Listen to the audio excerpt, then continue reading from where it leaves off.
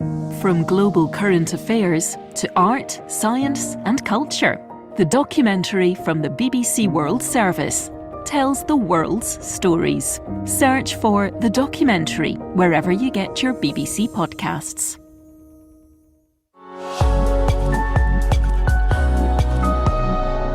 Welcome to the Witness History podcast from the BBC World Service.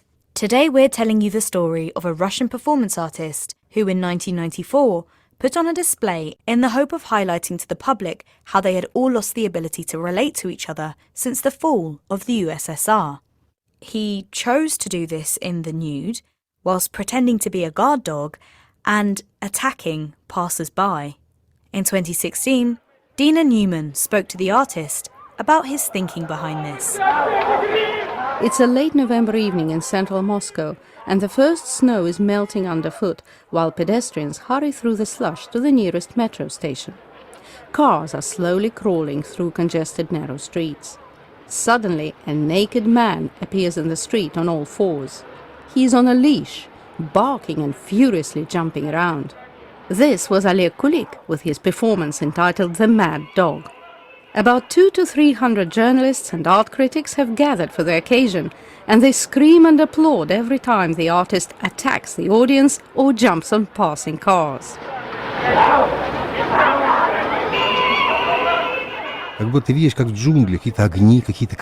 I felt as if I was in a jungle.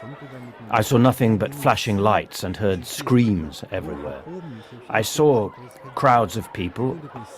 I remember glaring lights, the screams, the whistles, the dog collar choking me. My friend and assistant poet Sasha Brenner led me on a leash, and he was pulling it so hard that I started to hallucinate. But that's what I needed, to lose my mind so I could perform properly. I had to be both very, very serious and very, very mad. The point of this mad performance was to show that since the collapse of the Soviet Union, many Russians in their struggle to survive had lost their humanity. What we had seen was nothing but a selfish fight for resources. It was a fierce fight, an ugly battle of animals let out of a cage. Some people retained their ability to be human, of course, but they either left the country or went into hiding or simply felt lost. Mostly, what we saw in action were brutal forces of wild capitalism. So the image of the time was a naked man who's gone wild, who relies only on his own teeth and muscles and attacks everything in sight. He is aggressive and he trusts no one. Since the collapse of the USSR in 1991, Russians have lived through the lifting of price controls, rapid privatization, hyperinflation, and the collapse of the ruble, all within 3 years. Many people unable to function in this wild economic environment lost their jobs and their life savings. Old age pensions were devalued to the point of becoming meaningless. Many people lost their homes to fraudulent property deals. Куда ни кинь, всюду клин. На 50 тысяч уже ничего и не купить. A massive pyramid scheme called MMM, the epitome of ugly, lawless capitalism, launched the largest ever TV campaign in early 1994, attracting 40 million investors with a promise of 1,000% annual interest. Куплю жене сапоги. Это просто, Леня. АО МММ. The pyramid collapsed within months, robbing millions of investors of their savings. Around 50 investors committed suicide in desperation. But when the pyramid's founder was arrested, angry investors went on the streets demanding his release. They saw him as their only hope and worried that behind bars he wouldn't be able to pay them back. Indeed, the pyramid founder was released and even elected as an MP, rendering him immune from prosecution. It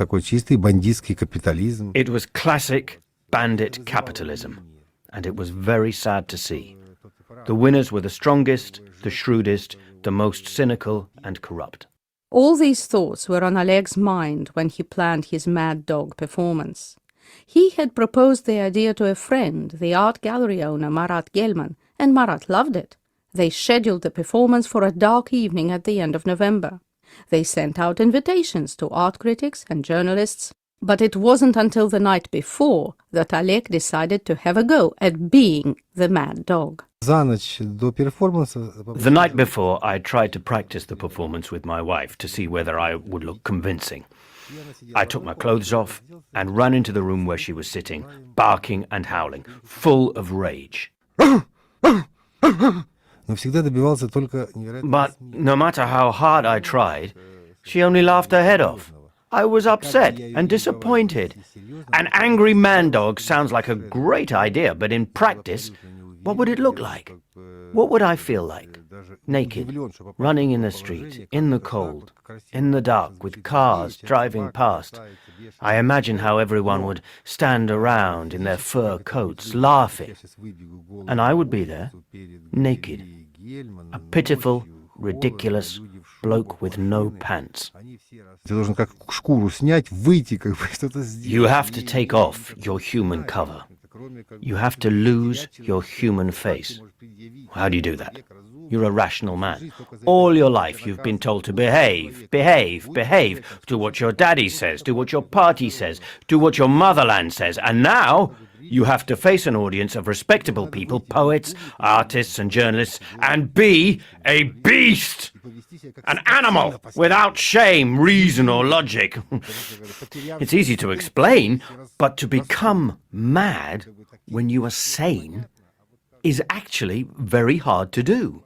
So, on the 23rd of November 1994, Oleg went to the gallery where he met Marat, the owner, and Sasha, a fellow artist who was going to hold onto the leash attached to his collar. I was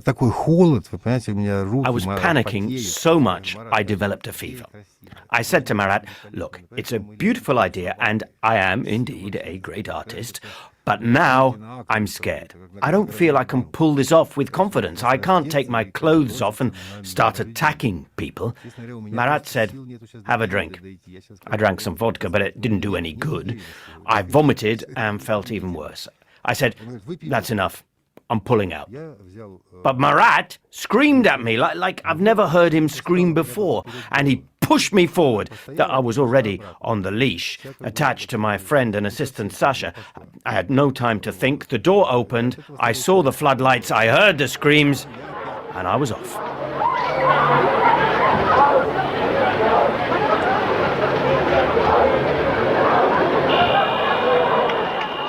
During the 7 minutes of the performance, Oleg managed to attack and push to the ground several people and jump on a couple of moving cars, though he has no memory of that.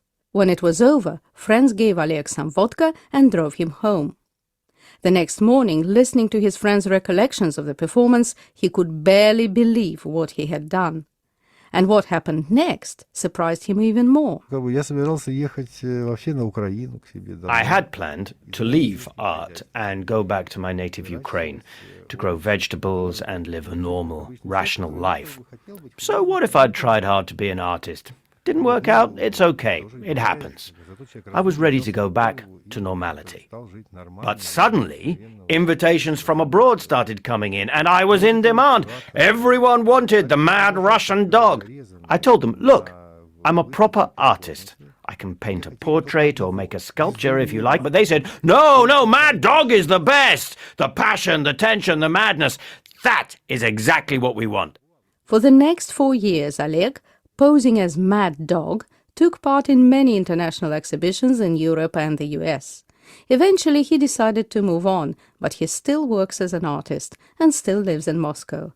Oleg Kalek was speaking to Dina Newman in 2016 for that edition of the Witness History podcast. Exploring the events shaping our lives through original documentary storytelling. We'll hear arguments Roe against Wade. The documentary from the BBC World Service is a window onto the wider world. The security situation in Europe has changed in the last couple of years dramatically. Search for The Documentary wherever you get your BBC podcasts.